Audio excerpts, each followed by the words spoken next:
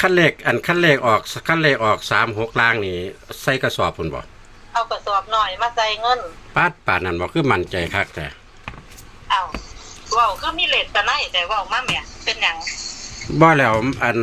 มัก61พุ่นแหม61 62มันดับ2กับบ่มี1กับบ่มีเลขต่างๆ0มันบ่มี1มี2เลย9 7หามา1โตว่า7ดับ7ดับมันสิเหลืออยู่9การเลขกำลังวันมันน่ะ9กับ3 36โตเดียวคูโลคันว่าจันกะ56นี่ก็อ่อนๆสูตร3เข้าดีเด้อ้ายจังได๋คือเข้าอยู่คุงวดจ้ะสูตร3เนี่ยไอ้3กับ4คันว่า4ดับมันเหลือ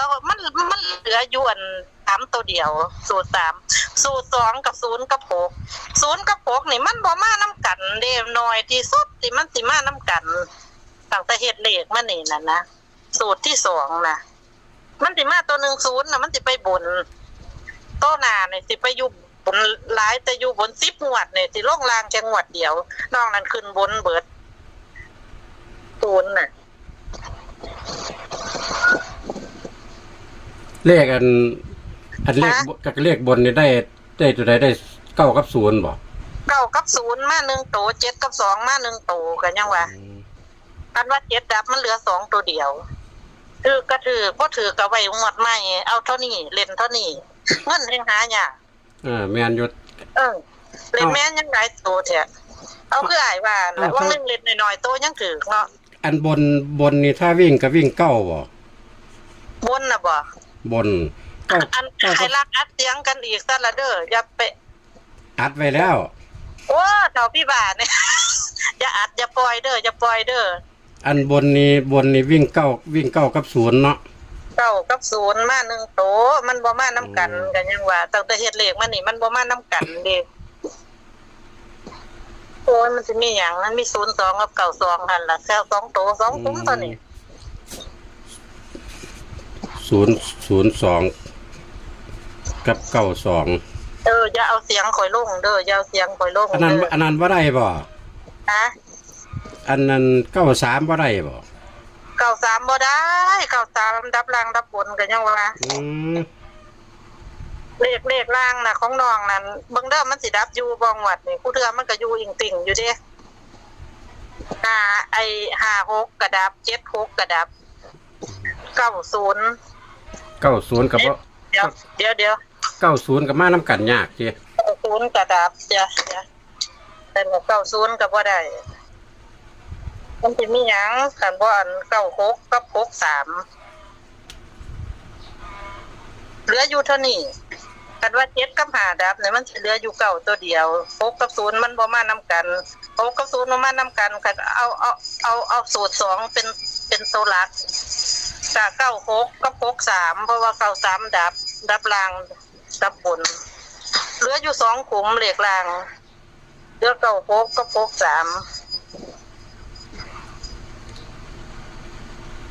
เลขล่างนี่ได้ตัวใดเลขล่างก็นี่เราเว้าอยู่นี่นะอันนี้เอาสูตรของเจ้าของเฮ็ดเลยบัดว่า7ว่า5ดับเหลือ9ตัวเดียวนะเลขล่างได้6กับ0ติมันมีอยู่3สูตรเท่าคัดออกมาแล้วเฮาเอาเลขดับคัดออกเหลืออยู่2ตัวเท่านั้นเหลืออยู่2ขุมอันที่มันส้นกันที่6บ่มีตัวชนกันจักโตเลย3สูตรงวดที่ผ่านมานึงได้แค่5ตัวงวดนี้ได้7ตัวเฮาก็หาเลขดับตัดออกบาดนี้มันเด่นตัวใดล่างเด่นตัวใดเด่น6แล้วฟัน6แล้วฟัน6ตัวเดียวแล้วสูตร2แล้วมันเข้าดีบาดนี้61ก็บ่ได้ติบ่มี1พอโตเลย61บ่ได้ 3สูตรใน61บ่มี1จักโต คือวางสันเนาะคือมัก61เนาะบัดนี้ ปูยาเด้อ61ก็62นี่ถอยเด้ออืม 93นี่ก็ให้ถอย90ก็ถอยล่างนะ93นี่บนล่างเลยซื้อได้แต่อย่าซื้อหลายซื้อน้อยๆ บ้านนี้จับคู่ล่างได้6หยังบัดนี้ 6996กับ6336จับเหลืออยู่2คู่ตอนนี้ลองมันตัดออก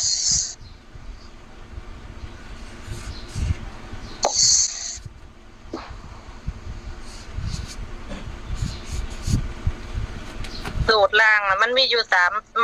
3สูตรที่1น่ะเอาเขียนสูตรที่1น่ะ975มา1ตัวผู้ใดเข้ามาก็ให้เขาจับเอา โอ้อันนี้เดี๋ยวอันนี้สูตรล่างหรือสูตรบนนี่ สูตรล่างมันมีตัวใดกับสูตรล่าง สูตรล่างสูตร1สูตร2สูตร3เขียน3บรรทัดเสร็จแล้ว เอาสูตร1เด้975มา1ตัว975สูตร2นี่0กับ6มา1ตัว0กับ6มา1ตัวสูตร3นี่3กับ4มา1ตัวโอ้แสดงว่า6บ่ส้นตัวนี้ บ่มีส้นอันใดเลข3สูตรบ่มีส้นตัวนี้เลขกำลังวันมัน6เด้มันปัดบังเอิญบวกลบคูณหารออกมาได้มันได้6บ่ได้เกี่ยวกับกำลังวันเลยเด้เนี่ยบ่ได้เกี่ยวกำลังวันศุกร์นี่คือ6เลขกำลังวันของผมงวดนี้มันได้9กับ3เด้9กับ3ก็อยู่บนเนาะหรือว่ากี่แคปนะ3อันบนล่างก็บ่ฮู้ล่ะแต่ว่าส่วนมากที่ขึ้นบนตัวนั้นน่ะกี่แคปหน้าจอไว้ให้เบิ่งบ่เรืออันได้เบิ่งแล้วอันเคยเห็นไปเคยเห็นแล้วส่งมาให้แล้วโอ้บ่เคยหลุดเด้มันบ่เคยหลุดก็ฮู้อยู่บังเอิญมันมาเข้าล่างนำเนี่ยนะ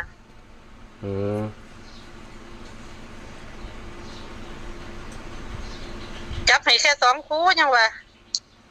9กับ3เลขล่างนะจับเท่านี้ถือก็ถือบ่ถือก็อย่าไว้หวดใหม่แต่ว่าก็มั่นใจอยู่ดิมั่นใจหลายเติบพุ่นล่ะมันใจตัวใดมั่นใจ36นี่แล้วโอ้3663เนาะมั่นใจคักแหละตัวนี้อันดอก36นี่เอากระสอบหน่อยมาใส่โหลดเงินจังว่าปาดกี่ดอกโอ้ยวังนึงก็ดอก81น่ะมึงนะวังนึงเนี่ยซื้อ81ตัวเดียวเนาะแล้วก็อันซื้อทั้งเว็บก็จะค่อยมาซื้อ85ไปเอาแต่ว่าอันตัวซื้อเน้นๆน่ะคือ81เน้นที่สุดเลยงวดที่ผ่านมาคือมันสิออกงวดนี้บ่ฟันนะเขาว่าให้ตามเนี่ยเขาว่าตามก็ตาม81น่ะจังว่าสิซื้อติดไว้อยู่ดอกจัก100 81ฟันว่าปิงกัดเขาว่าให้ตามจัก3งวดเขาบอกว่าตามกัก3เนี่ยเด้อฟันมาได้ขางูยังว่าฟันตองวดนะขางูมีคนจับงูบักใหญ่ให้2ตัวจับหัวมันขึ้นมาตีงูจนตายแม่ทั้ง2ตัวว่าจะได้ค่อยฝันแนวเนี่ยคนญาติงูอยู่แล้วเนาะแฮงจะจับหัวงูมาใส่คนบัดนี้ผู้หญิงจับหัวงูขึ้นมานะจับขึ้นมา2มือเลย2ข้างแล้วมันญาติน่ะก่อนใส่เอาจนตายนั่นน่ะ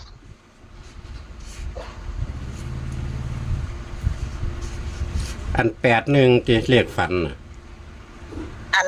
อันนี้ตีเอาเองอันอย่างแต่งวดก่อนน่ะฝันว่าปิงมันจับของขามันจับขาย่านแห้งมันก็เลยกำปิงเลยสะดุ้งตื่นมันก็เข้าตรงนั้นมันก็เข้าที่8ก็ยังว่าเล่น8ยังว่างวดที่ผ่านมาได้8จังได๋ก็8ก็ยังว่าบ่งวดที่แล้วฝันว่าปิงจับขามันก็85ตัวตีจังได๋ไปเฮ็ดได้น้อย8อยู่แต่ว่าอันนี้เอาอันนี้จะ85ก็ถูกบ่แม่นว่าบ่ถูก แต่ว่าเบาถึงมาเน้น81และเอาตัวเจ้าของเป็นหน่อยคนซื้อหน่อยสิเอาตัวเจ้าของเป็น1อันลัทธิของน้องมันสิเป็นจังซั่นคันฝันเกี่ยวกับเจ้าของนี่สิเอาซื้อเจ้าของเป็น1มันสิเป็นจังซั่น ฝันว่าปิ่งจับขาเด็กน้อยตีก็ยัง8หาคือเก่า บ่แม่นอันตัว85นี่ไอ้เลขจุดธูปบ้านนี่ก็คือเว้ายังไงว่ามักเลข8อยู่แล้วเพราะว่าเจ้าของฝันเกี่ยวกับปิงมึงสิ8หยังก็สร้างใส่8เต็มที่ก็ยังว่า เอางวดนี้อันอยู่ในความฝันเพิ่นว่าให้ตาม3งวดติ เพิ่นว่าอันก็มันก็เป็นแนวนั้นเด้มันก็เป็นจังซั่นคันฝันจังซี่คันมันบ่ทันออกอัน81แต่85มันออกไปแล้วจังว่าสิลองตามเบิ่งตามจักหน่อยจะตามหลาย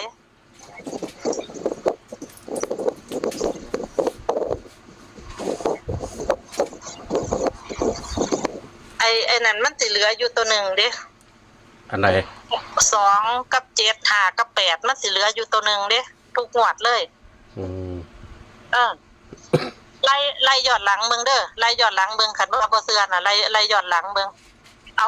าหนังสือขึ้นมากลางหนังสือที่ว่าเลขออกวันที่เท่านั้นเท่านี้นะครับ เลขท้าย2ตัวข้างบนกับเลขล่าง2ตัวมันสิเหลืออยู่ตัวหนึ่งบางงวดสิเหลืออยู่2ตัวมันสิกล้วยบางงวดใหม่อีก ครับ เช่นบ่อันอ้วนน่ะมันออกอีหยังล่ะ เอาพี่น้องแคปหน้าจอไปเนาะของเจหน่อยข้องหาดเนาะพี่น้องเนาะบนนี่เลขวิ่งเพิ่นให้บนนี่คือ9กับ0 9กับ0นี่เพิ่นว่ามาแค่ตัวเดียวเด้อพี่น้องเด้อก็สิบ่มานํกัน9กับ0สิบ่มานํกันมานํกันยากเพิ่นจับคู่ให้กับ02หลัก92นะพี่น้องเด้ออันนี้เลขฝันเพิ่นดอกนี่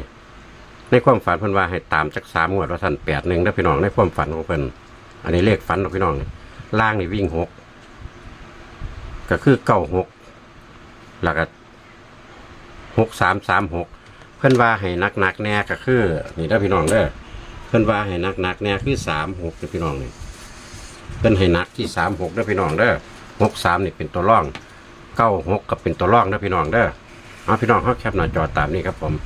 ถ้ามักถ้าชอบก็จัดหาลอตเตอรี่กันคันบ่มักเข้ากับพานเอาขอบคุณเจ้หน่อยหลายๆครับผมขอให้พี่น้องมันๆแห่งๆฟังๆกันเอาฝากกดไลค์กดแชร์กดติดตามสำหรับคลิปนี้สวัสดีครับผม